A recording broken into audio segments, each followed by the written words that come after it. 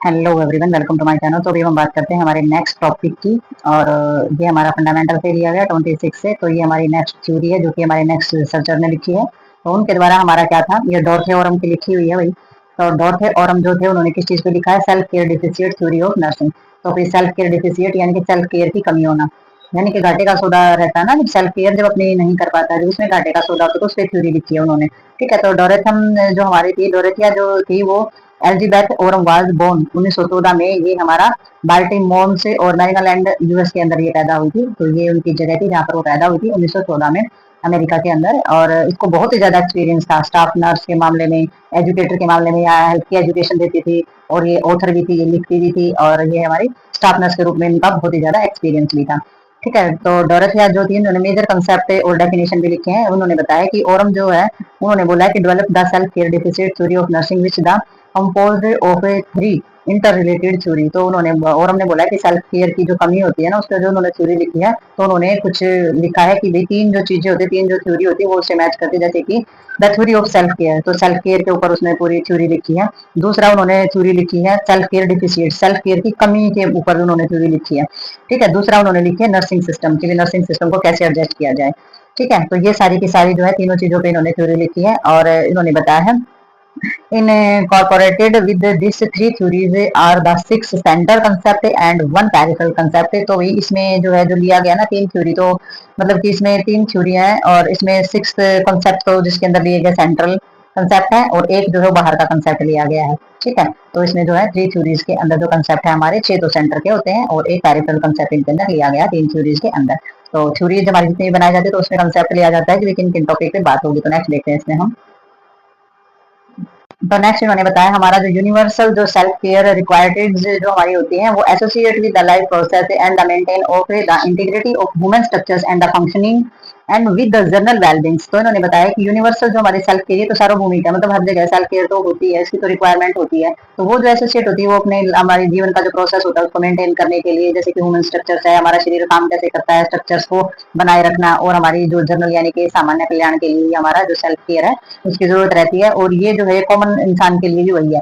ठीक है। Self care जो कॉमन इंसान हो चाहे कोई भी हो, सभी के लिए बराबर होती है। और हम जो है वो हमारी क्या करती है, आइडेंटिफाइड सेल्फ केयर रिक्वायरिटीज। तो उन्होंने बताया कुछ रिक्वायरीज जो है वो हमारी बताई है, आइडेंटिफाई की है, पहचान की है सेल्फ केयर की। तो उन्होंने बताया कि भी जो बेसिक जो हमारी जो सेल्फ केयर है किस किस तरीके से करते हैं कर सकते हैं। तो इसमें बताया है maintain of the sufficient intake air. तो आप जो है साफ सुथरी हवा जो है उसमें आपको रहना चाहिए ताकि ऑक्सीजन आप प्रॉपर इनटेक कर सकें। Maintain of the sufficient intake water, तो भी पानी जो है वो आप अच्छे से और ज्यादा मात्रा में साफ सुथरा और प्योर पानी कंज्यूम करें। और मेंटेन करें डिफिशिएंट इनटेक ऑफ फूड, तो भाई अपना जो पूरक हो और जो मेंटेन हो फूड वो आपने खाना अपने वो खाना है। और provision of the care associate with the elimination process of experiment. तो भाई आपने प्रोविजन के मतलब केयर जो है उससे उसके लिए जो हमारा जो एलिमिनेशन प्रोसेस है वो सारा का सारा एक्सक्रिएट करते हैं, जो कि सारी की सारी चीजें वो प्रोसेस है वो कम्प्लीटली होना चाहिए। तो ये आपकी आदतों पर और आपकी जो डेली रूटीन का जो आपका न्यूट्रिशन है, जो ये सारी की सारी चीजें आप लेते हैं वो इसी पर निर्भर करता है एलिमिनेशन प्रोसेस का। आप पानी अच्छे से पी रहे हैं, भोजन पानी और एयर अच्छे से ले रहे, एक्सरसाइज वगैरह अच्छे से कर रहे हैं, तो आपका जो ये सिस्टम है ये भी अच्छे से एलिमिनेशन सिस्टम है वो भी अच्छे से काम करेगा। तो आपने मेंटेन रखना है बैलेंस बिटवीन द एक्टिविटी और रेस्ट। आपने काम कितना करना है, एक्टिविटी कितनी करनी है और कितना आराम करना है, ये आपने बैलेंस रखना है। सेल्फ केयर के अंदर आ रही है सारी की सारी चीजें। और आपने बैलेंस रखना है बिटवीन सोशल इंटरेक्शन की भी, समाज की चीजों में आपने कितनी इन्वॉल्वमेंट करनी है कितनी नहीं करनी है, समाज की चीजों को लेकर के आपने स्ट्रेस नहीं बढ़ाना है, तो आपने वो इन्वॉल्वमेंट भी अपनी तय कर लेनी है। दूसरा आपने provision hazard of human life, human function and human wellbeing. तो जितने भी हमारे जो इंसान को लेकर के जितने भी हमारे कल्याण होते हैं, लोगों को लेकर के जितने उनके काम होते हैं, ह्यूमन लाइफ को लेकर के जितनी भी हानियां होती है उन सभी की रोकथाम आपने करनी है। ठीक है। प्रमोशन करना है ह्यूमन फंक्शन जो development with the social group of the accordance with the human potentials now human limitation and human desire to be normal. तो आपने प्रमोट करना है कि ह्यूमन लोगों के जितनी भी कार्य प्रणाली को आपने लोगों की कार्य प्रणाली को प्रमोट करना है, डेवलप करना है, जो कि सोशल ग्रुप के अकॉर्डिंग चीजें होती है, जैसे कि ह्यूमन पोटेंशियल्स लोगों के अंदर कितनी क्षमता है, लोगों की क्या लिमिटेशंस हैं और लोगों की क्या इच्छाएं हैं नॉर्मल। तो सारी की सारी ये जो चीजें होती हैं इनको प्रमोट करना है, इनको आपने आगे बढ़ाना है। ठीक है। तो नेक्स्ट देखते हैं, ये हमारी जो डोरेथे है उनके अकॉर्डिंग हमारी ये सारी की सारी थ्योरीज के अंदर आता है। तो नेक्स्ट उन्होंने बताया the theory of self care deficit. तो इन्होंने बताया है कि भी जो थ्योरी है सेल्फ केयर की कमी पर जो उन्होंने थ्योरी लिखी है तो उसमें बेसिक एलिमेंट और हमने बताया है 2001 में कि general theory nursing because of the delighted when the nursing is needed, nursing may be the provided if the care abilities are less than those required of meeting no self care demand.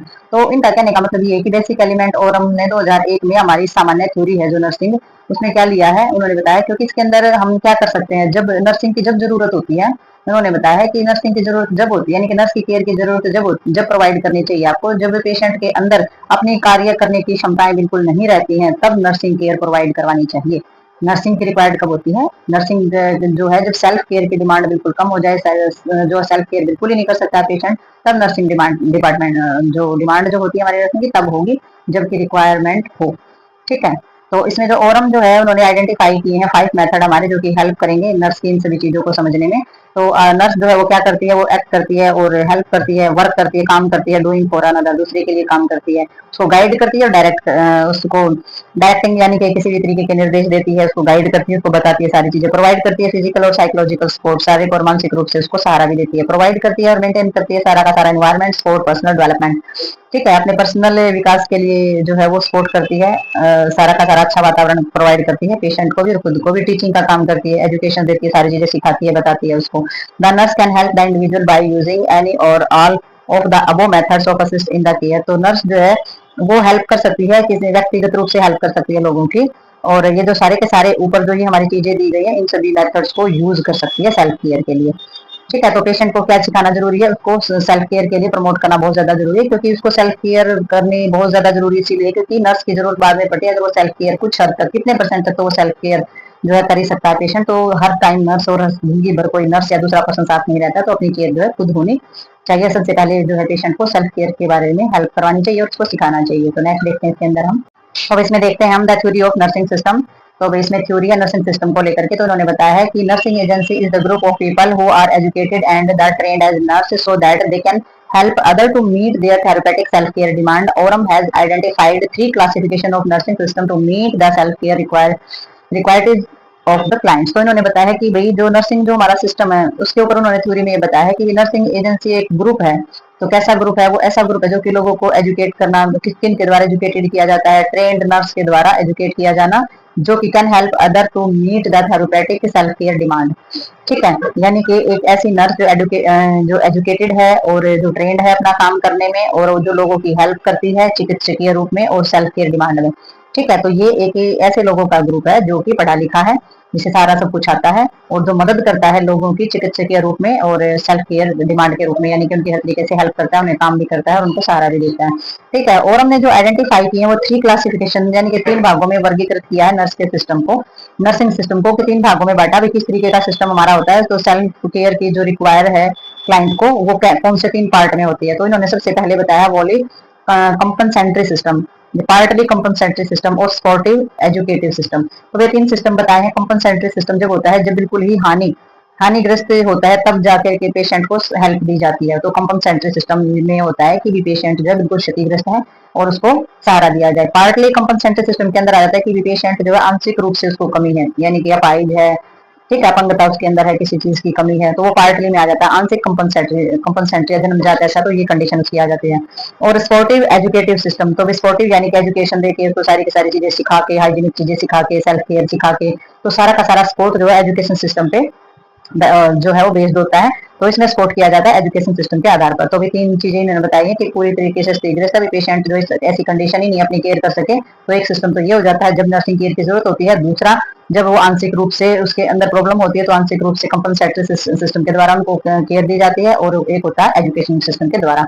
तो इन्होंने बताया है कि decide the above maintain theory Orem has develop other theory such in, जो ये theory दी गई है ना, जो ये मेंटेन की गई है मेथड जो उन्होंने अपनाया, तो उसके अलावा और भी डेवलपमेंट थ्योरी उनकी है। एक थ्योरी के अंदर आ जाता है Oram theory and the Meta paradigm, और एक हो जाता है Oram theory of the nursing process. तो भाई ओरम की थ्योरी के अंदर जो मेटा पैराडिगम आता है इसके अंदर आ जाता है, उन्होंने ऐसी थ्योरी बनाई थी। इस थ्योरी के अंदर उन्होंने जितने भी नर्सिंग को लेकर के गोल हैं, पर्सपेक्टिव है, डिसिप्लिन है, ठीक है, राइट्स हैं, जो भी सारी की सारी चीजें, वो मेटा पैराडिगम आ जाता। तो उन्होंने ये थ्योरी में लिखा था, इस थ्योरी में उन्होंने यही लिखा था कि इसमें सारे के सारे डिसिप्लिन सिस्टम है, या नर्स की के प्रति या फिर हमारे जो पेशेंट है उसके प्रति डिसिप्लिन सिस्टम है, गोल सिस्टम है, पर्सपेक्टिव है, जितनी भी सारी चीजें वो जो हमारा जो मेटा पैराडिगम जो सिस्टम है उस थ्योरी के अंदर उन्होंने लिखा था। और नर्सिंग प्रोसेस के अंदर तो फिर पता ही है नर्सिंग प्रोसेस के अंदर हमारी कौन कौन सी चीजें होती हैं।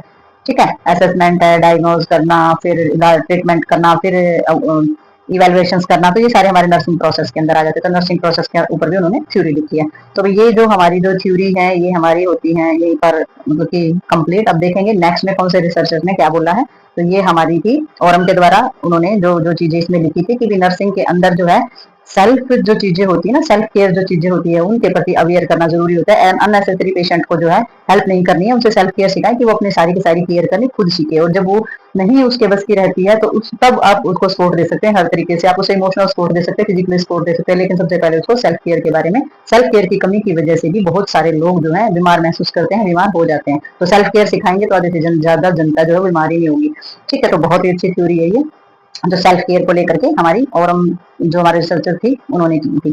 ठीक है, तो नेक्स्ट देखते हैं इसमें नेक्स्ट वीडियो में और नेक्स्ट पार्ट में चलते हैं। तब तक के लिए बाय बाय।